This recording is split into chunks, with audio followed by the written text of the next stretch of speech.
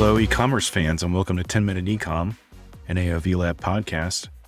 Every episode, we break down a new and different tactic that can help you improve your e-commerce KPIs, key performance indicators. I'm your host, Andrew Figgins, and like most of you, I am an e-commerce professional.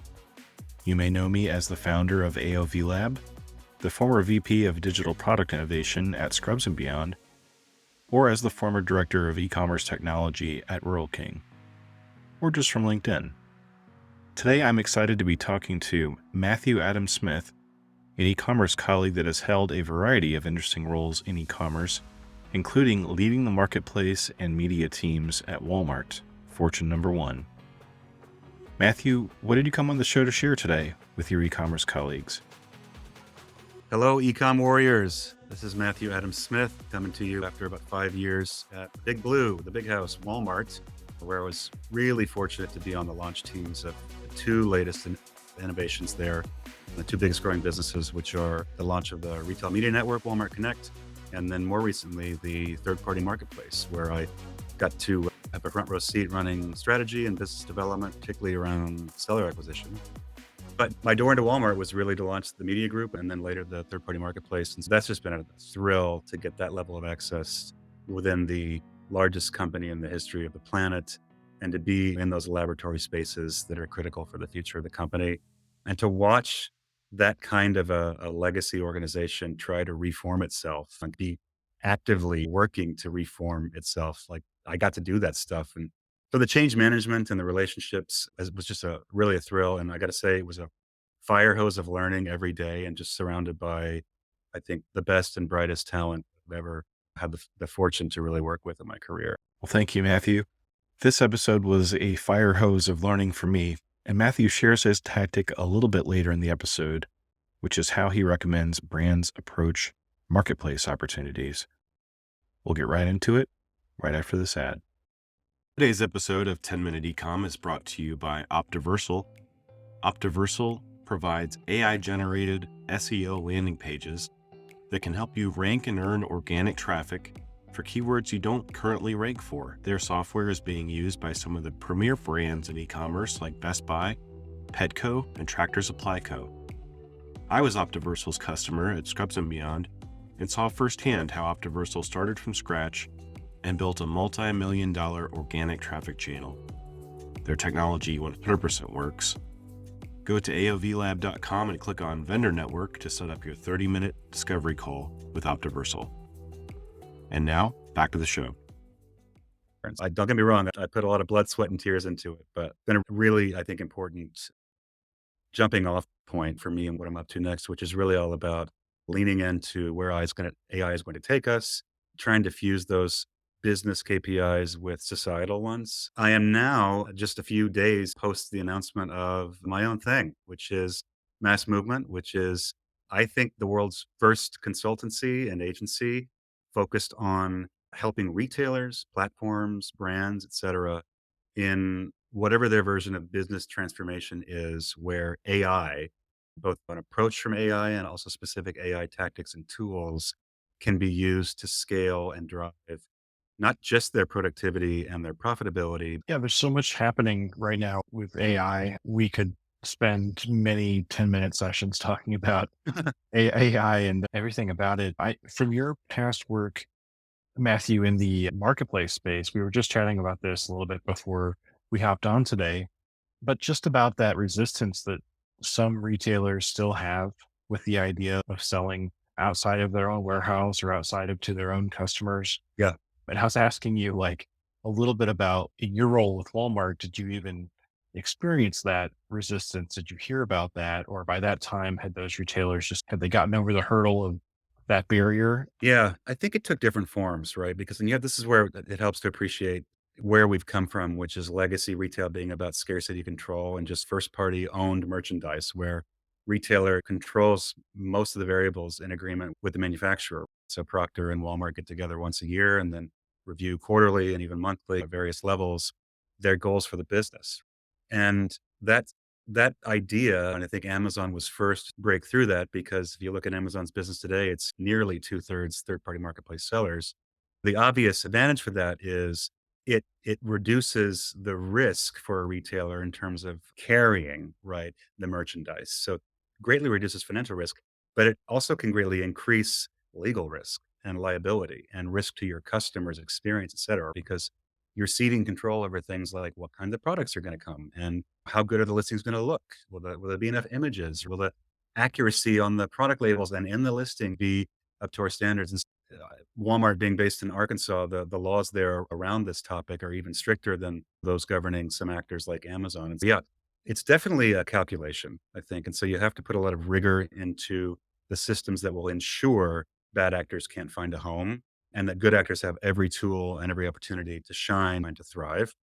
But other retailers out there who have chosen to either not open up their platform as a marketplace or to do so in a very curated way. And so I think it's a business calculation, and it's a calculation about what you believe your responsibility to your customer is and balancing that with the business opportunity. But end of the day, I think the train has left the station in terms of, can any one retailer really command any major scarcity and control? No, right?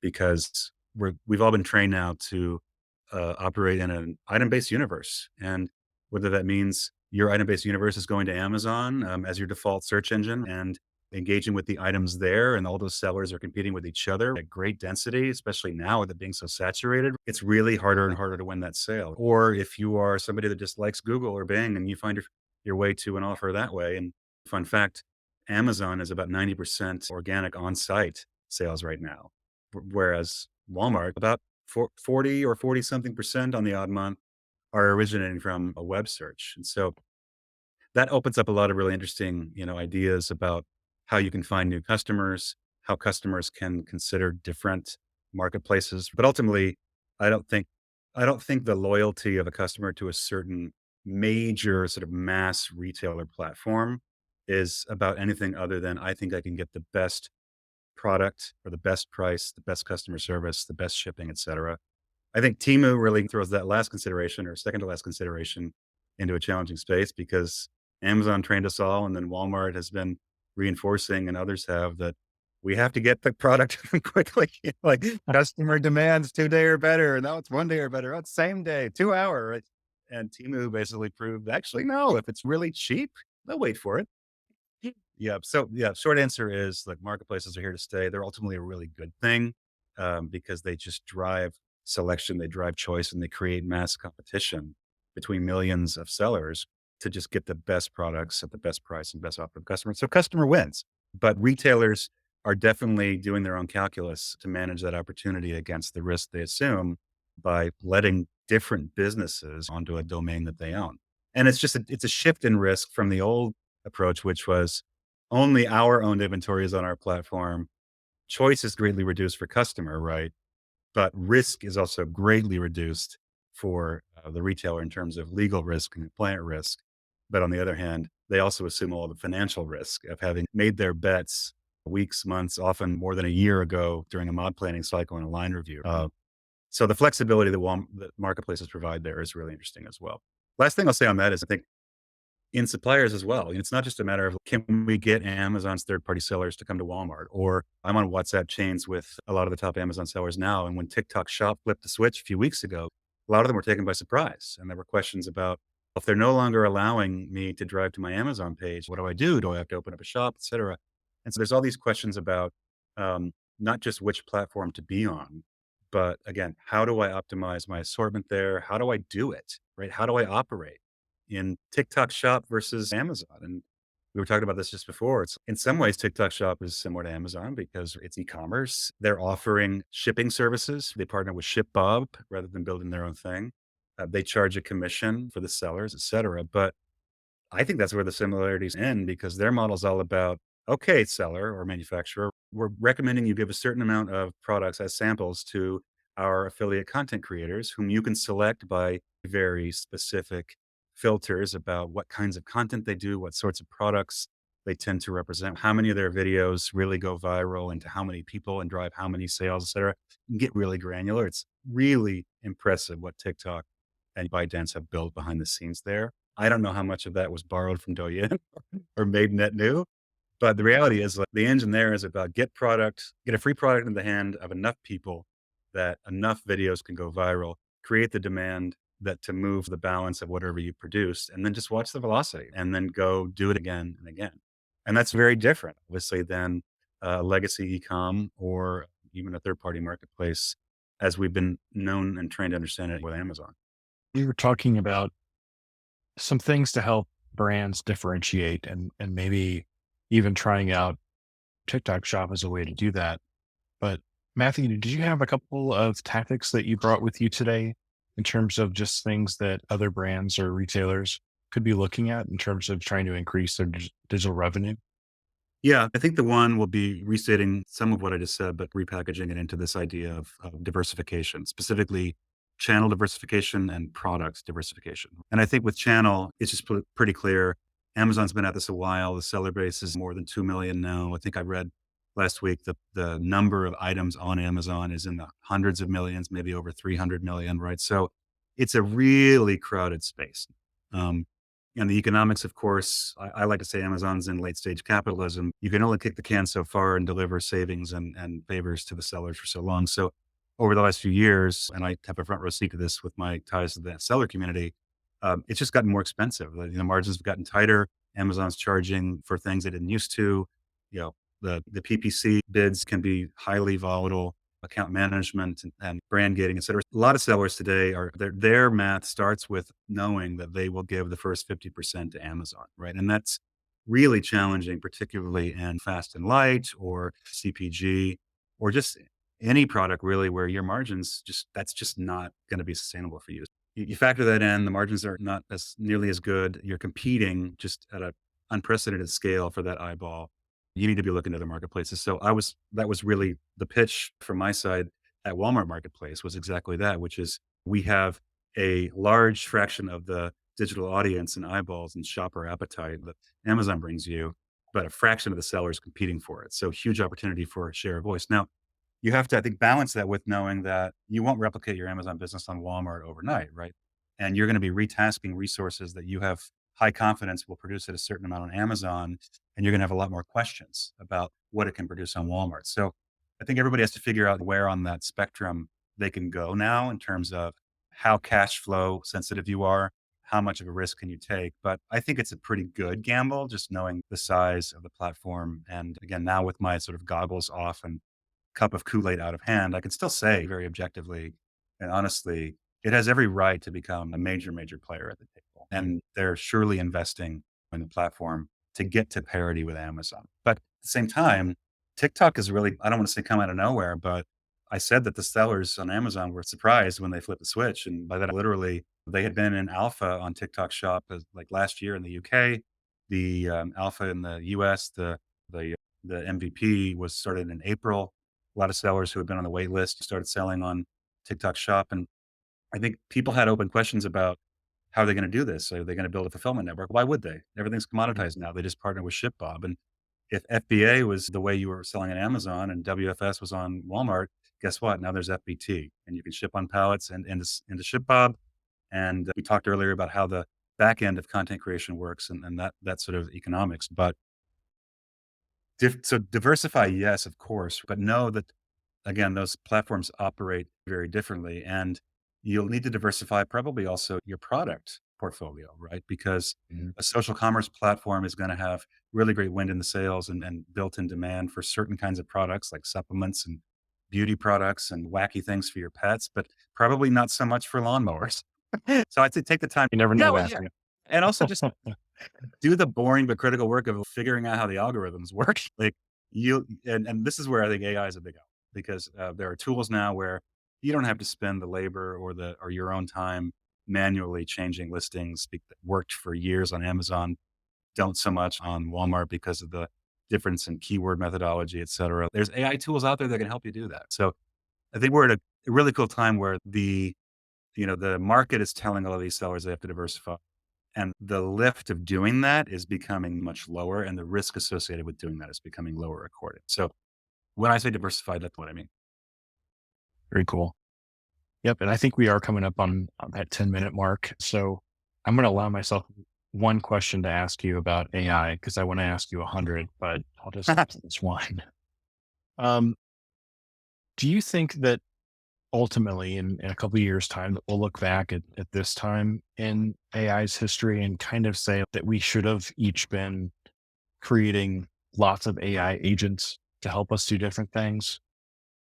I think, and I'm lucky, I'm not an engineer or a data guy by trade or by bringing in schooling, but I've been adjacent to it and getting closer to it at Walmart, certainly as we increasingly used AI tools to do things like optimize product listings and decide which marketing messages to show customer, et cetera. I also happen to sit on the CoreSite AI Council, which is a sort of a think tank of industry leaders, academics, et cetera, and where we have these conversations. I, from what I can glean from all of these voices is the message from, let's say, business school and technology students, where I've had the privilege last week of doing a couple talks at Columbia and in Pace. Their message is very much, and this doesn't surprise us, right? Is it's the future. It's going to change the world. You have to do it. So they're just gung ho, and the world is their oyster, and it's amazing. And they're the ones who are going to be building it, right? These are Mhm. coders and data and systems engineers and systems integrators. Um, the message from the same question which I put to my network a couple of weeks ago, and then I have a video which we can socialize, was what would you tell the room full of business school students? But this is the experts who have grown up, many of them pre-ecom and then early movers in ecom, and they're the experts, whether they're educators or influencers or actual sellers or SaaS builders. And their message is very pragmatic, right? Lean in, and they're talking to an audience of folks who maybe are a little hesitant. So they tend to be more like, look, guys, don't be slow to the punch here. Lean in, get to the party, understand it's going to be messy, but just start experimenting, because if you don't embrace it, you will be replaced by it. And that's where I'll land. Is we're in this really interesting space that I think has a generational divide in a way that is on one end of the spectrum is, I don't want to say reluctance, but it's where do I start and what do I do? And because we're professionals and we feel like we need to fully understand something.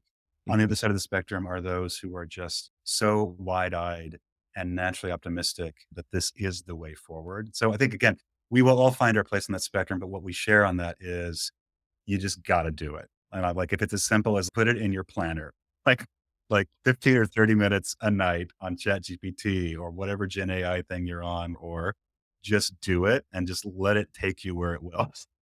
Yeah, I think that's great advice, actually. I'm not sure if they're doing this in elementary schools or middle schools, but just having that time to spend prompting and getting results. And now that it's expanded to image generation in addition to text generation, although that's been around for a long time, it's been made easy now with DALI 3.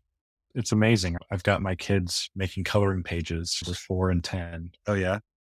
That's amazing. Here's another thing. So my friend Justin Maynor, who's just started a company called Detail Pages or detailpage.com, that recall.